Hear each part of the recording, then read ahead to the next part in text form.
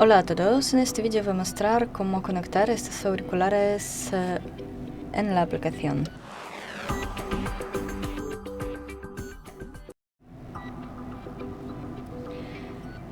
Los auriculares ya deben estar conectados al teléfono. Descargamos la aplicación Earphone Audio.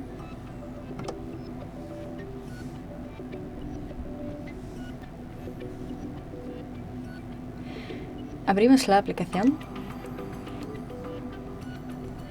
y podemos iniciar sesión. Continúo con Google.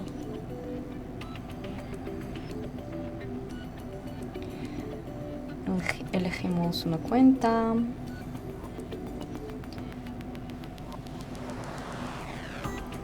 Otorgamos algunos permisos y seleccionamos nuestros auriculares.